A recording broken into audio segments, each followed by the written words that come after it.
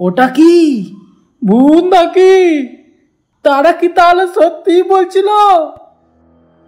গ্রামের এক প্রান্তে পুরনো বাড়ি ছিল। বহুদিন ধরে সেখানে কেউ যাওয়া আসা করতো না। চারপাশে বড় বড় গাছ, অন্ধকারে ঢাকা জানলা আর স্যাঁতস্যাঁতে দেওয়াল। লোকে বলতো ওই বাড়িতে নাকি ভূত থাকে। দাদা, কাজের সূত্রে আমাকে অনেক দিন এখানে থাকতে হবে, তো আপনি বলতে পারবেন এখানে কোথায় বাড়ি ভাড়া পাওয়া যায়? না না দাদা, এখানে কোনো ভালো বাড়ি নেই যেখানে আপনি থাকতে পারবেন। আমি একটা বাড়ি চিনি যেখানে আপনি থাকতে পারবেন, আবার বাড়ির ভাড়াও অনেক কম। বাহ, তাহলে আমাকে সেই বাড়িতে নিয়ে চলেন। না ভাই, ওই বাড়িতে একদম যাবেন না। ওই বাড়িতে ভূত থাকে, আপনি ওর হাত থেকে রক্ষা পাবেন না। দাদা, আপনি হাসালেন বটে, এ তো আধুনিক যুগেও আপনি ভূতের কথা মানেন। অবাক করেছেন বটে আমাকে। সত্যি বলছি, সেখানে একটা ভূত থাকে। বিশ্বাস না করলে আপনি ঠিক পস্তাবেন। আচ্ছা দাদা, সেটা আমি বুঝে নেব, আপনাকে এত ভাবতে হবে না।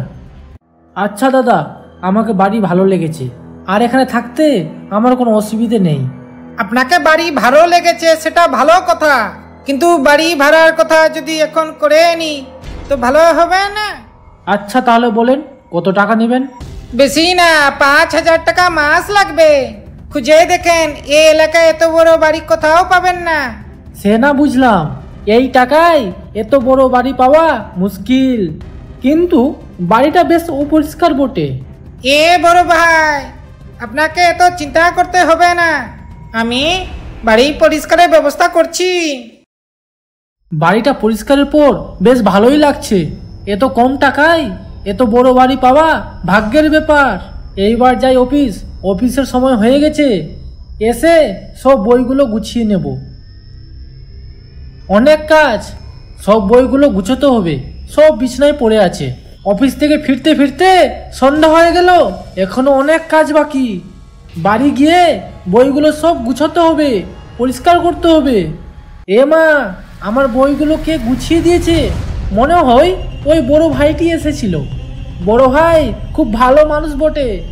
আচ্ছা, সত্যি কি এখানে ভূত থাকে? হট, এত না ভেবে ঘুমিয়েই যাই। অফিস যাওয়ার জন্য আমি তো একদম রেডি। এবার একটু আয়নাতে দেখে নি আমাকে কেমন দেখাচ্ছে। ভালোই দেখাবে আশা করি। ওটা কি ভূত নাকি? তারা কি তাহলে সত্যি বলছিল? হ্যাঁ, আমি ভূত। এই বাড়ি আমার খুব পছন্দের, এখানে কাউকে থাকতে দেব না আমি।